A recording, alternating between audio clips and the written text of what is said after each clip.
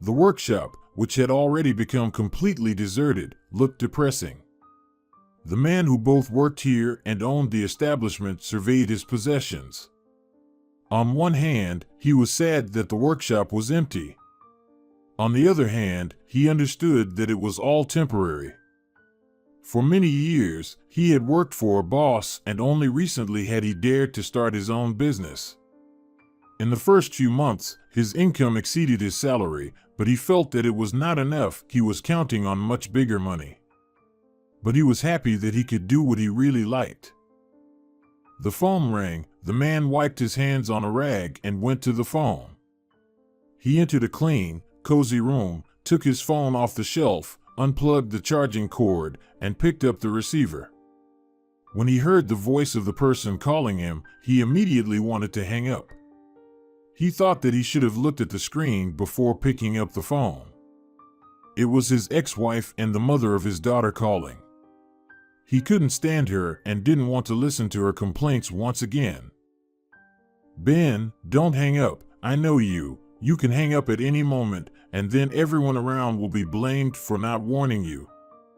Teresa is coming to see you," the woman said, and when she mentioned their daughter's name, there was contempt in her voice. "Do a good deed, don't take her in. If you knew who she's involved with, you wouldn't let her in for anything. Listen to my good advice, she definitely won't bring you any good. My daughter is coming to visit me for the first time in several years, and you want me to leave her outside? And where do these silly thoughts come from? Aren't you tired of all this?" The man responded irritably, but his voice remained calm. He was holding himself back, and she knew it well. "She will come and stay with me for as long as she needs. And if you can't repair your relationship with your daughter, that doesn't mean that everyone else should destroy those relationships." The woman on the other end of the line was initially silent. She muttered something, but then bit her tongue again. She was clearly picking her words, trying to start the conversation again, but this time achieve what she wanted. She cleared her throat, her voice becoming much calmer. "Ben, I may not be a very good person, but have I ever given you bad advice? I recently found out who she's been involved with. And believe me, if you knew this information too, you wouldn't be defending her now. The guy she's been running around with is a thief. Maybe even a murderer or a rapist.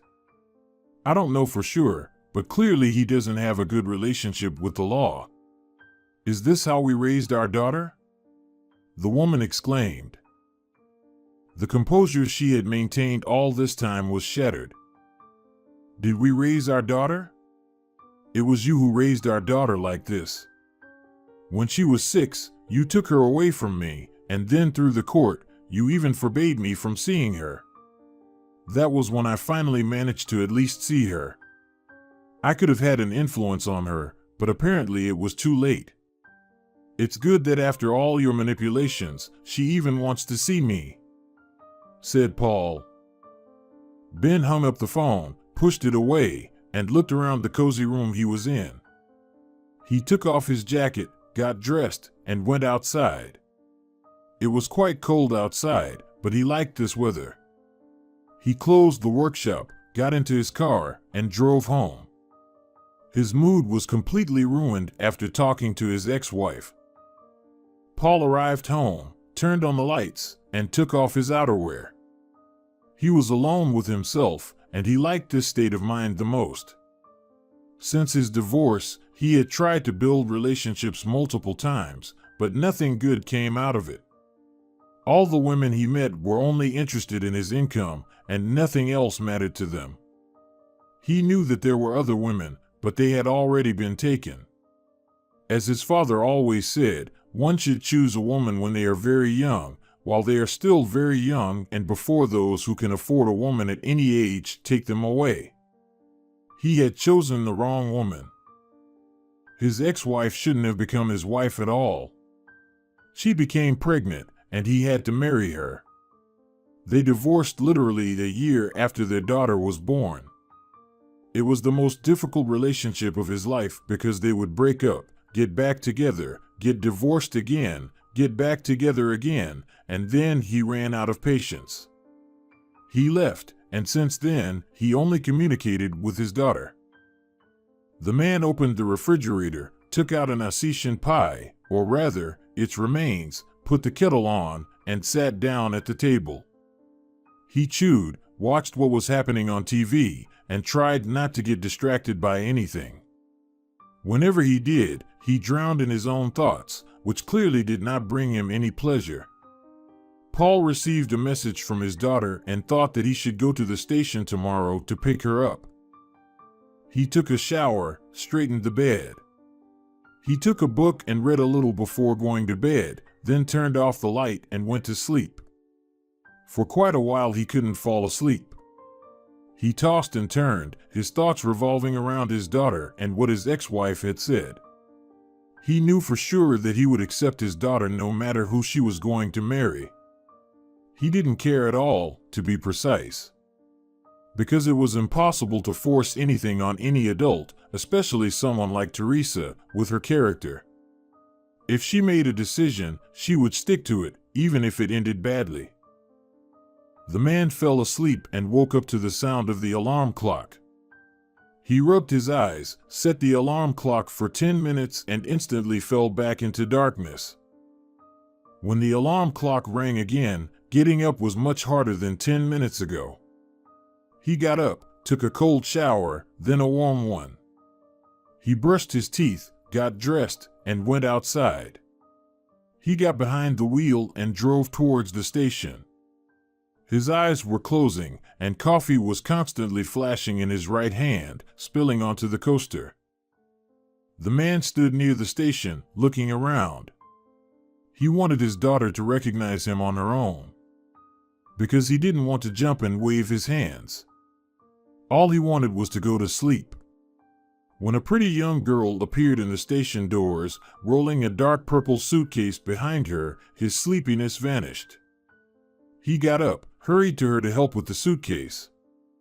She hugged him, kissed him on the cheek. They returned to the car. She sat in the next seat, straightened her shirt. Teresa smiled at her father. "Has Mom called you yet? I knew she would start calling you to make you not accept me. She had such a scandal that I will probably never forget it. She was yelling so much that the neighbors called the police." Teresa was telling her father. She looked tired, but it was justified because she had been on the road for more than 15 hours. She looked a little disheveled, unhappy. "Don't look at me like that, I'm fine. I'm just very tired. The bus broke down halfway. We had to freeze our butts off on the street for a few hours before the bus started moving. I didn't sleep well. I want to eat." "All right, let's not cook. Let's just go somewhere, order food, go home, eat, and have coffee. Then you'll go to bed," the man said with a smile. "Your mother really did call. She wanted me to not let you in because you got involved with someone unknown. But it doesn't matter to me who you got involved with. Well, not that it doesn't matter. I just know that you won't listen to my advice anyway, and I would rather maintain a relationship with you. That's much more important than imposing my point of view on you." She nodded in agreement. The car moved and drove away. The man stopped at a pizzeria and bought 2 large pizzas and some coffee to go. They went home. When they arrived, the pizza was still hot. Paul threw his bag in the corner and let his daughter go ahead. They sat on the couch in front of the TV, unpacked the food, and chatted. Their mood was wonderful. He didn't ask why his daughter came to this godforsaken town. And he didn't want to know if it could somehow affect his relationship with her. Teresa laughed, chatted happily, and looked carefree and happy. When she went to sleep in another room, Paul cleared the table, gathered all the boxes, sorted the pizza slices, and put them in the refrigerator. He went to bed too, because he was terribly tired. The past few weeks had been very difficult. He slept only 3 hours and now constantly felt tired. His joints were spinning and he had a constant headache. Every now and then, he felt like he couldn't even get out of bed. "I don't know, I just arrived," the daughter's muffled voice sounded, which Paul heard through his sleep. He didn't immediately realize he had woken up. He lay in bed, facing the door. He heard his daughter talking on the phone. "He said he won't give me anything. I talked to his mother and his son, and he said he doesn't care." The conversation unfolded very slowly, but what was even more offensive was that he couldn't understand anything. Paul listened, trying to grasp as much as possible from this conversation that worried him. He understood that it was about something clearly illegal, but he couldn't do anything about it. The man wanted to get up to put his ear to the door, but he was afraid of being heard. At the same moment, he felt ashamed that he wanted to eavesdrop on his daughter's conversation. "He threatened you. Why should we just sit and wait for this situation to turn in our favor? Why should I sit and wait while you deal with all of this?" she asked rather loudly. But almost every sentence that started loudly ended in a whisper. Apparently, her emotions kicked in first, and then she remembered that her father was sleeping in the next room. "David, I don't want to just sit and wait for this situation to resolve itself. I'm a grown woman and I can stand up for myself." The conversation ended. The only thing the man regretted was not hearing the other side. He got out of bed and went to the shower. No one was in the living room, his daughter was still in her room. He took a shower and put on the coffee maker to make stronger coffee. He sat down at the table and covered his face with his hands. "Dad, are you okay?" she asked, addressing her father. "Yes, Teresa, don't worry. I've just been working a lot lately, but it doesn't seem to be helping much. I'm supposed to be a grown man and shouldn't complain, but I still want to talk about it. I quit my job to open an auto shop. I work constantly and only get 3 to 4 hours of sleep. But it doesn't seem to be helping much. My income barely exceeds my salary, but I spend a lot more time on it. If I had the opportunity to go back to my old job and quit all of this, I probably would because I'm very tired. There aren't that many people here, so people don't want to pay for car repairs. I know I'm a good mechanic, but the town is too small to make a living." She took a piece of pizza out of the fridge and put it on a plate for herself. She sat next to him and put her hand on his arm. She said some words of encouragement and then suggested going to the auto shop. He agreed. After all, his daughter had a chain of restaurants, and even though the industries weren't exactly related, she understood how to work with business. She said she would check his papers, help optimize something, and come up with something else if necessary. He was grateful to her because he realized that at his age, he couldn't work at such a fast pace for too long. He didn't expect quick results, but he wanted at least minimal returns for all the work he had done. The man thanked his daughter, thinking that tomorrow they would come to his auto shop. And maybe from tomorrow on, at least something would become easier. The next morning, they woke up, took a shower, had breakfast, drank coffee, and headed to the car. Paul looked tired and worn out, while Teresa looked refreshed and, as always, cheerful. He was pleased with how good she looked. He himself wanted to forget about all his problems and not undermine himself so early in the morning. He wanted to get some real rest and have at least one full day off a week. Since he opened his auto repair shop, he never had a day off at all.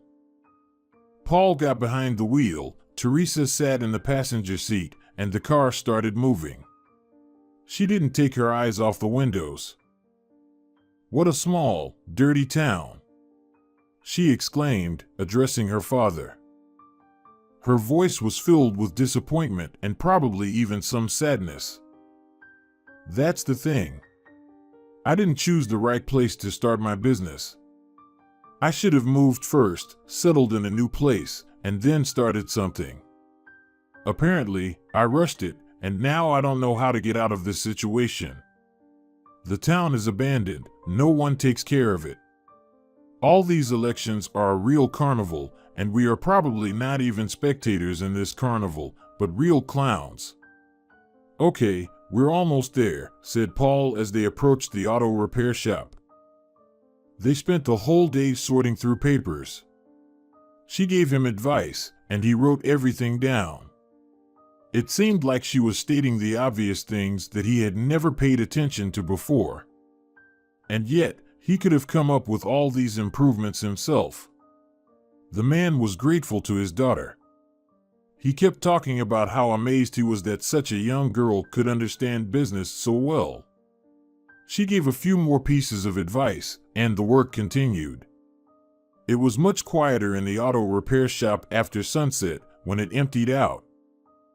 The man locked the door, and they sat in the administrative area to discuss everything that had been listed before. She explained to him how to speed up the process, how to optimize everything, how to do everything so that he spent less time, but earned more. He absorbed all her comments like a sponge. But then both of them flinched as the sound of broken glass echoed and several people burst into the room. Thieves stormed into the administrative room, and within seconds, they had tied up Paul. The girl was so flustered that she couldn't react at all. So, Paul refused to pay us? Well, we're going to ransack your place now. You'll learn not to mess with us, one of them said, tying the man to a radiator. The thieves bound the man to the radiator and began to undress his daughter in front of him. Strangely enough, she was either in shock or who knows what was going on in her head, but she didn't resist much. Maybe she understood that resisting three men was simply useless. The man struggled and thrashed, but he couldn't break free from the handcuffs that bound him to the radiator. Tears welled up in his eyes from hysteria, but one phrase from his daughter shocked everyone. If you don't leave right now, Rakuten will grind you into dust. As he likes to say, there can never be too many severed heads, she said, and her calmness suddenly made sense. The thieves all exchanged glances, one of them staring nervously at her and biting his lip, while she smiled. And that smile made him tremble. What nonsense is this? How could you even know Rakuten? One of the thieves burst out. And then she realized that her words had an effect, as the thief's voice began to tremble with fear. They were even afraid to utter his name. Yes, because I'm his wife, you bastards. So you can go to him now and repent and tell him how you almost raped his wife, she said sharply and wrenched both hands free. Those who had held her before now slumped. They all looked at each other, not knowing what to do. Her calmness and her words spoken with such certainty indicated that she was not lying.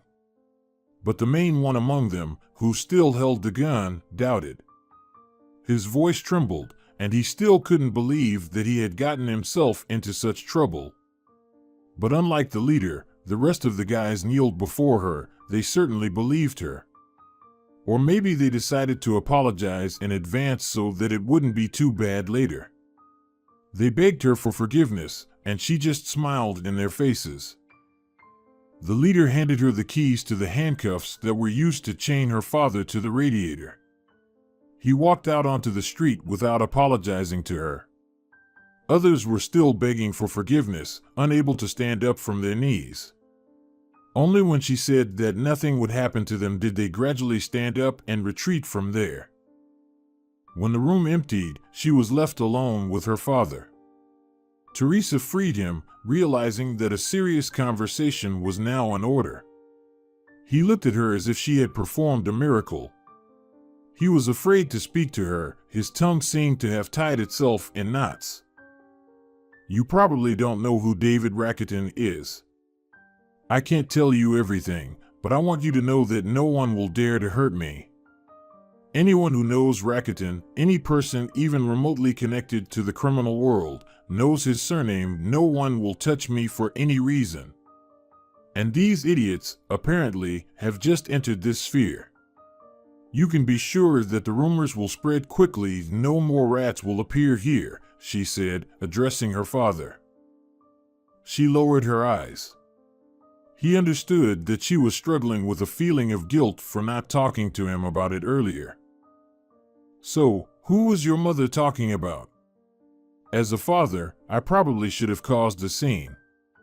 I should have had a serious conversation with you about getting involved with such people because it's always dangerous. But, on the other hand, if he doesn't hurt you and your relationship with him protects you from all these troubles, I'll be happy, the man said, shrugging. He really takes care of me a lot. It's just that sometimes I feel like I'm too young for such a relationship. But when we're alone together, when he lets go of all his work and all his affairs, I really feel happy. And is there really anything more in life that we need? You know yourself that living is very difficult now. We're born, we learn again. Then, almost until the end of our lives, we work just to live on a miserable pension. I don't want that kind of life. Living is very difficult now, and all we need in life is to feel happy. That's the only meaning in this stupid rush, Teresa said, addressing her father. They returned to the car as he fixed the broken glass. They drove home and didn't talk about it anymore. It's not that he didn't want to talk about his daughter's spouse. He just didn't want to know more than he should. In fact, he really felt internal resistance because he didn't want to see a criminal authority next to his daughter. But apparently, it was the perfect option for her. She was aware of the risks and understood that all these relationships could end badly. But on the other hand, it was much better than languishing in some low-paying job and missing out on life, spending days in the office. They silently drove all the way home, and the man didn't say a word anymore. He just wanted his daughter to feel at home here. He didn't even suspect that it was probably that same man who sent her here to protect her from some trouble. He felt uneasy, but he wouldn't talk about it. They arrived home and cooked together. They had fun spending time together, then had dinner, and went to bed. Day by day, their relationship gradually got better. He tried not to think about who she had gotten involved with or what the consequences might be. After all that had happened with them, he wanted to have a good relationship with his daughter. He had already lost several years of communication with her while her mother fought for sole custody in court. Teresa was grateful that her father did not ask unnecessary questions. When a whole entourage arrived at the house, the man realized that they had come for her. Teresa's face immediately lit up. She pecked her father on the cheek, quickly packed her things, and flew out onto the street. When she got down, it turned out that a relatively middle-aged man had gotten out of the car. He was about 45 years old, while Teresa was barely 25. Paul looked out the window at them. He shook his head sadly, realizing that he couldn't do anything. He left them alone. The man returned to breakfast, thinking that his daughter was in good hands. Soon the procession disappeared, and he was left alone. All he had left was to continue working and try to rebuild his life. He looked at his daughter, talked to her all this time, and it led him to different thoughts. After all, he was not so old as to give up on himself. He would definitely meet a woman who would suit him. He would continue to develop his business and maybe even feel happy again. When a few days later there was a knock on the door, the man did not even expect that this knock could bring changes to his life. When he opened the door, he saw a man he didn't know. He handed him some papers, apologized for the inconvenience, and left. Paul entered inside, not even having time to say anything. He opened the papers and immediately sat down on a chair. He could not believe his eyes because he was looking at documents that proved that his auto repair shop had been sold. There was also an account with all the money, which was replenished with a very large sum. Of course, his workshop was not worth anywhere near that amount. In addition, a gift deed was attached to the documents for a completely different place. Paul decided not to wait. If life gave him such a chance to change everything, he would definitely take advantage of it. Paul packed his things, put them in his car, and drove to another city. He spent almost 12 hours on the road before reaching the new city where his property was now located. He drove up to the brand new workshop and was stunned by what he saw. It was a huge auto repair shop where people were working at full speed. They greeted him, handed him the remaining documents, and even gave him instructions on how to manage everything. The most interesting thing was that he was no longer obligated to work here. He was now only the owner, and all the employees were well off. From this moment on, Paul's new life began. With the money he received from selling his old workshop, he bought himself an apartment and settled down in a new big city. He couldn't be happier that everything around him was getting better. He was immersing himself more and more into this new life where he practically had no limitations. His workshop was generating a lot of profit, and he could practically afford anything he wanted. Now that he was living in the same city as his daughter, they saw each other every week. He was thrilled that he no longer had to wait years before she would visit him. He also got to meet her husband, who turned out to be a pretty pleasant guy. They became such good friends with David that they would hang out almost every week just to spend time together as friends. Paul enjoyed how much his life had changed for the better. He had his own business, met a very kind and good woman, and had his own apartment. Soon enough, they were living together, and their daily life was simple and pleasant. They spent a lot of time together, and Paul never stopped being grateful for how life could change dramatically. Not too long ago, he would only sleep for 3 to 4 hours a day, disappearing at work. Now, he would only come to work once a week or even less, and the manager took care of everything else. He loved enjoying life while his business ran on its own. Of course, there were occasional problems, but he had a lot of experience in solving them. He would fix everything, and the business would run like clockwork again.